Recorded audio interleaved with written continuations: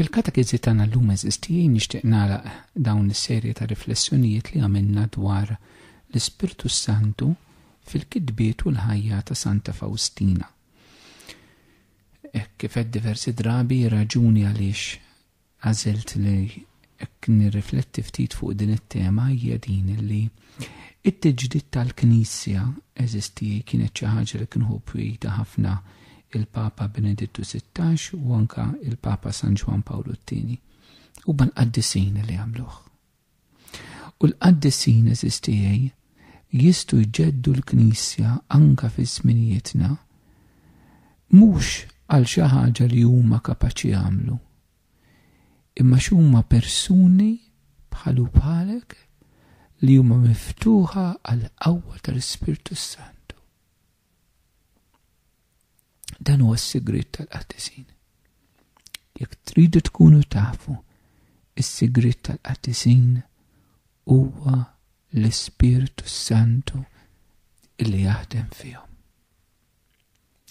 U għaliex huma nies tal-Ispirtu huwa l-Ispirtu li hu il-mulej kif jgħid San Pawl li iġġedded il-Knisja, allura jintelqu fidejh waħda minnhom hija Santa Faustina Kowalska li għażilt nirrifletti ftit dwarha u jixtejt fil-kitba tagħha ta' djarju fl-esperjenza tagħha dwar l-Ispirtu Santu għażilt lilha raġuni sempliċi li hija qaddisa popolari ħafna fi żminijietna minħabba id-devozzjoni lejn il-ħniena divina. Wara xtaqt li anka naraw ftit hija x'tallem u xtejt dwar il-ħidma tal-Ispirtu Santu. Rajna diversi aspetti eżistijaj, rajna l-Ispirtu Santu frabta mas-sagramenti, rajna l-Ispirtu Santu frabta mat-talb, rajna l-preżenza tal-Ispirtu Santu ġewwa fiha u ġewwa fina bħala t-tempju tiegħu. Imbagħad tkellimna ħafna fit-tul dwar l-ispirazzjoni it-tnebbieħ tal-Ispirtu Santu, x'l-Ispirtu Santu ħaj ġewwa fina. Rajna wkoll il-bżonn tad-discerniment frabta ma' tnebbieħ tal-Ispirtu Santu, rajna kif naħdmu mal-Ispirtu Santu biex nevanġelizzaw u l-aħħar aspett li se jieħu mill-kitbiet ta' Faustina huwa l-Ispirtu Santu frabta ma' Umna Marija mal-Madonna. U biex nagħmel dan se nħu paragrafu wieħed mid-djarju propju in-numru 170. Meta Faustina f'kuntest ta' irtir li tkun qed tagħmel tikteb hekk. L-ewwel jum tal-irtir. Jiena ppruvajt inkun l-ewwel waħda fil-kappella filgħodu. Qabel il-meditazzjoni kelli ftit ħin għat-talb lill-Ispirtu Santu u lill-Madonna. Jintlabt bil-ħerqa lill-Omm Alla taqla lill-grazzja li nkun fidila għal dawn l-ispirazzjonijiet interjuri u li nwettaq bil-fedeltà rida Alla tkun xi tkun. Bdejt dan l-irtir b'kuraġġ speċjali ħafna. L-ewwel ħaġa li xtaqt nikkummenta li Faustina titlob lill-Ispirtu Santu u lill-Madonna. U hawnhekk verek kemm sabiħa li taqadhom flimkien issa ħanamlu ftit distinzjonijiet li titlob lill-Ispirtu Santu u lill-Madonna mhix l-istess ħaġa. Għaliex? Għax l-Ispirtu Santu huwa Alla, it-tielet persuna tat-Trinità qaddisa. Il-Madonna hija kreatura. Mhijiex il-kreatur hija bniedma, ċertament hija l-ola waħda fost il-qaddisin. Fil-fatti anka il-Knisja fit-tagħlim uffiċjali tagħha kif tirreferi il-reverenza tagħna lejn il-Madonna mhijiex dik li nagħtu l-Alla, laqqas mija dik li nagħtu l-qaddisin hija ftit iktar minn dik li nagħtu l-qaddisin. Però hawnhekk sabiħ li Faustina titlob kemm lill-Ispirtu Santu bħal Alla u titlob l-interċessjoni tal-Madonna.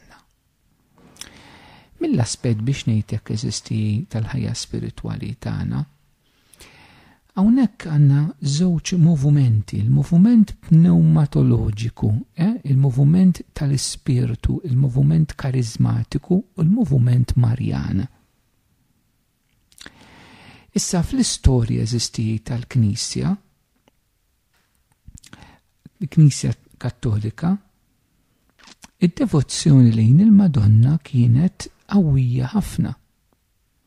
U xi drabi dina skapitu tad-devozzjoni lejn l-Ispirtu Santu. Issa din ma saritx apposta, però fil-verità ħafna minna l-Kattoliċi iktar faċli nitolbu lill-Madonna milli nitolbu lill-Ispirtu Santu. U xtaqt nindirizza fid-dawlek li Faustina titlobhom it-tnejn din l-ixju għaliex biex inkunu onesti mhijiex f'posta eżistijaj. Teoloġikament mhijiex f'posta li nitolbu iktar lill-Madonna milli l-Ispirtu Santu. Kif nibtet din ir-realtà anka xi ftit fl-istorja tal-Knisja, hemm daqsxejn ta' verità spiritwali barajha. Għaliex il-missier nistgħu nimmaġinawh.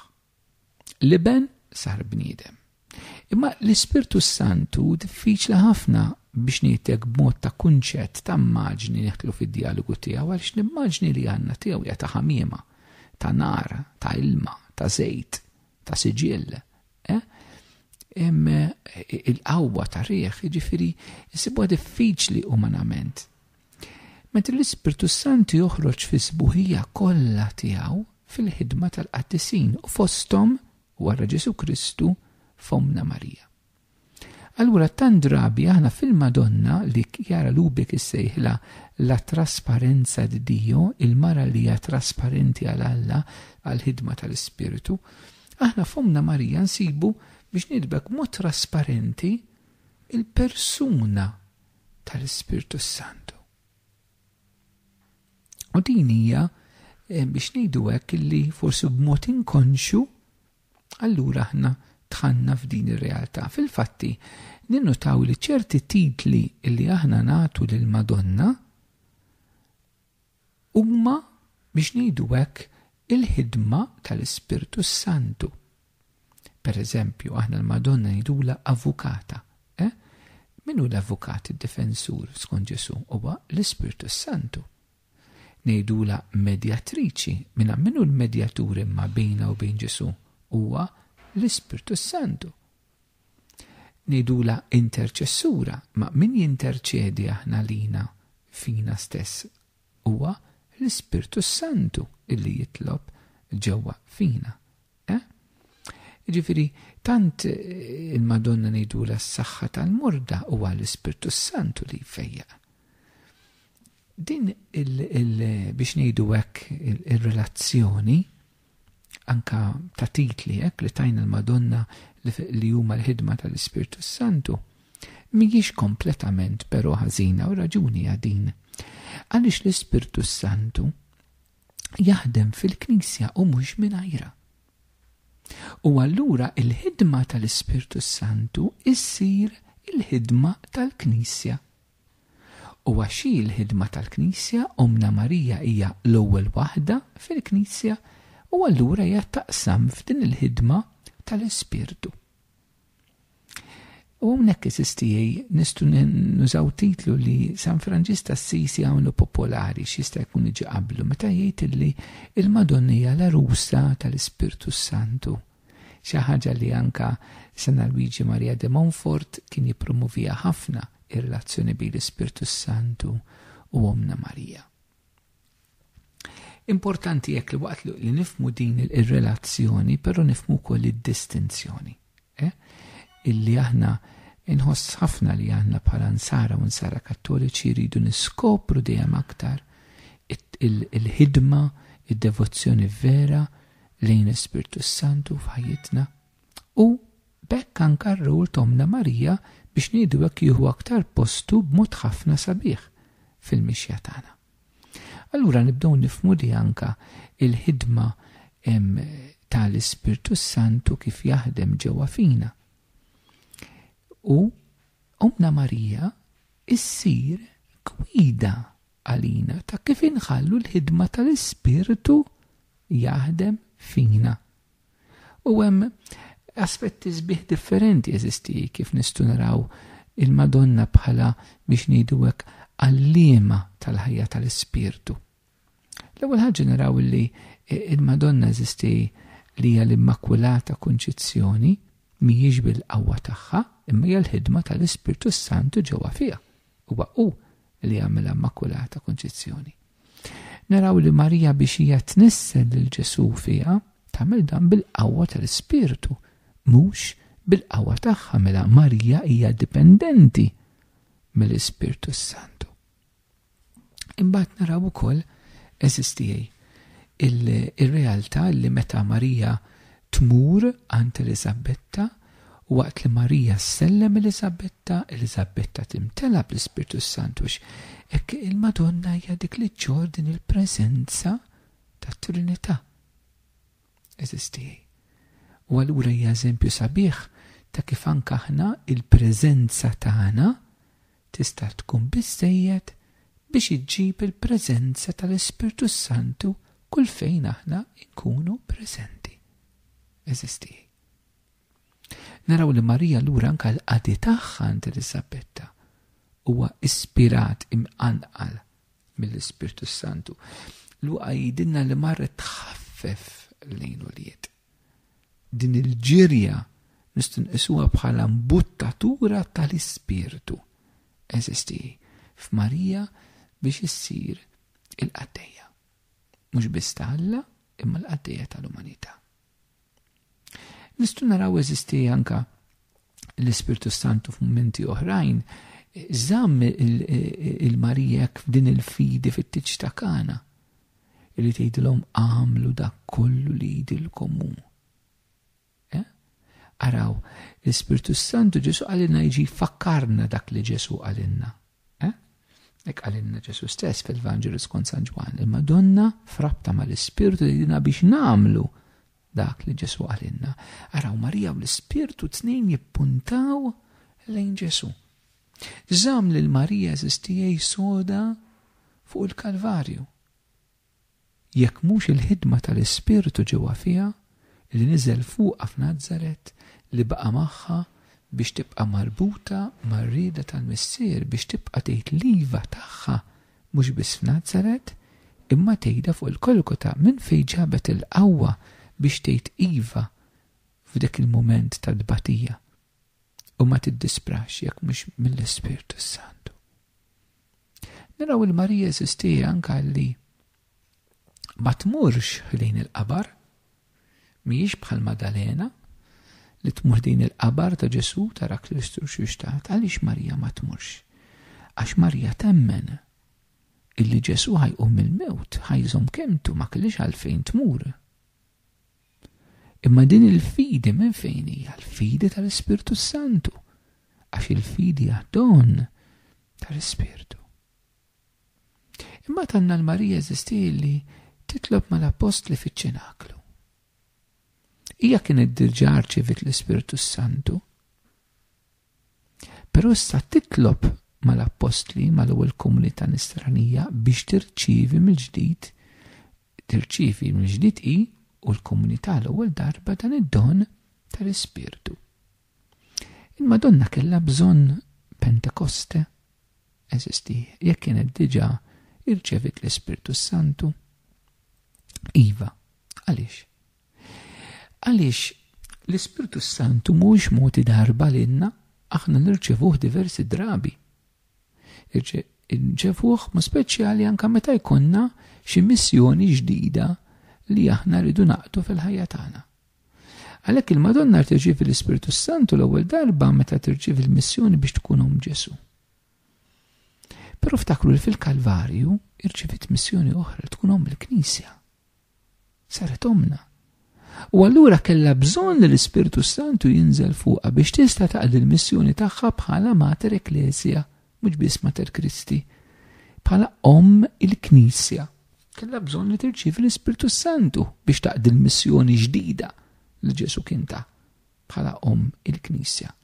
Araw, mela fil-fatti il-Madonna nsibuha Pentekoste ma dawn li niżel fuqhom l-Ispirtu l-sna tan-nar tfaħħar l-Alla titlob l-ilsna.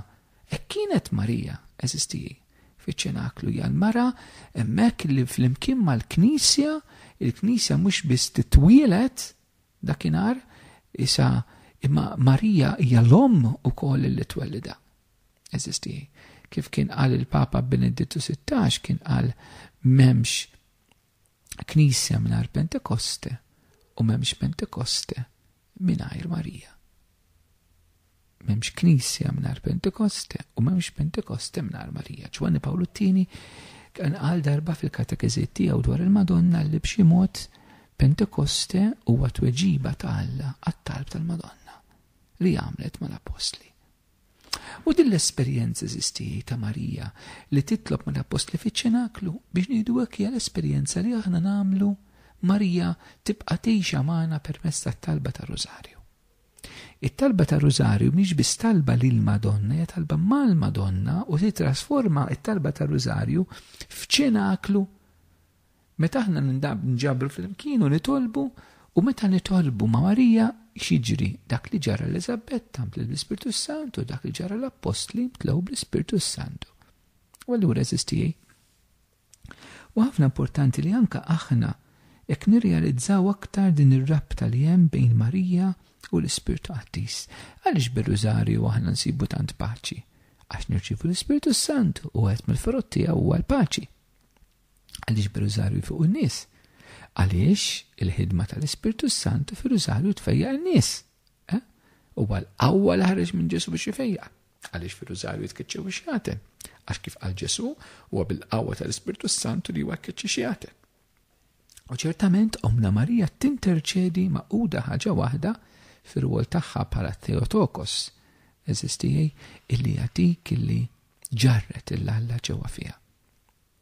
Allura, hekk araw eżistija għaliex pereżempju meta jkun hemm diritt ġenwini tal-Madonna hekk isiru mirakli fejqan, profezziji, għax hu l-Ispirtu Santu li għamel dan kollu bħala qatt ta' mħabba għal bniedem u xejn aktar.